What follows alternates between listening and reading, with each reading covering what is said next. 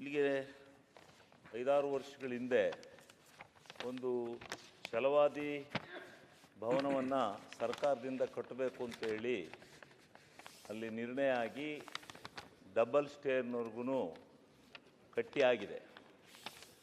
ಆದರೆ ಅಲ್ಲಿ ಪಕ್ಕದ ಒಬ್ಬರು ಸ್ಕೂಲ್ ಮಾಲೀಕರು ಇದು ನಮಗೆ ತೊಂದರೆ ಆಗುತ್ತೆ ಅಂತೇಳಿ ಹೋಗಿ ಕೋರ್ಟ್ನಲ್ಲಿ ಸ್ಟೇ ತಂದು ನಿಲ್ಲಿಸಿದ್ದಾರೆ.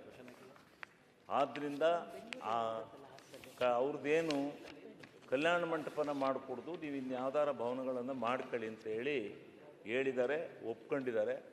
ಆದ್ದರಿಂದ ದಯವಿಟ್ಟು ಆ ಕೋರ್ಟ್ನಲ್ಲಿ ಆ ಕೇಸನ್ನು ವಿತ್ಡ್ರಾ ಮಾಡಿಸಿ ಆ ಒಂದು ಭವನ ಏನು ಅರ್ಧಕ್ಕೆ ನಿಂತು ಒಂದು ಸ್ಟ್ರಕ್ಚರ್ ಹಾಳಾಗುವಂಥ ಸ್ಥಿತಿಗೆ ಬರ್ತಾ ಇದೆ, ಅದನ್ನು ತಪ್ಪಿಸೋಕ್ಕೋಸ್ಕರ ಸುಮಾರು ಕೋಟ್ಯಾಂತರ ರೂಪಾಯಿ ಹಣವನ್ನು ಈಗಾಗಲೇ ವಿನಿಯೋಗ ಮಾಡಿದ್ದಾರೆ.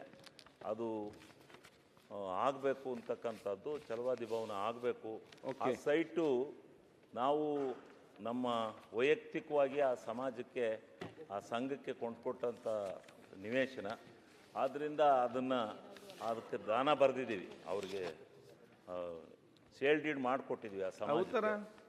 ಅದನ್ನು ಏನಾದರೂ ಮಾಡಿ ಆ ಭವನವನ್ನು ಪೂರ್ಣಗೊಳಿಸ್ತಕ್ಕಂಥ ಕೆಲಸವನ್ನು ಸನ್ಮಾನ್ಯ ಸಭಾಧ್ಯಕ್ಷರೇ, ಮಾನ್ಯ ಸದಸ್ಯರು 2013 ಹಿಂದೆ ತಮ್ಮ ಸ್ವಂತ ವೆಚ್ಚದಿಂದ ಒಂದು ನಿವೇಶನ ಖರೀದಿ ಮಾಡಿ ಅಲ್ಲಿರ್ತಕ್ಕಂಥ ದಲಿತ ಸಮುದಾಯದವರಿಗೆ, ವಿಶೇಷವಾಗಿ ಛಲವಾದಿ ಸಮುದಾಯಗಳಿಗೆ ಒಂದು ಭವನ ಕಟ್ಟೋದಕ್ಕೆ ಅವರು ಪ್ರಾಮಾಣಿಕ ಪ್ರಯತ್ನ ಮಾಡಿದ್ರು.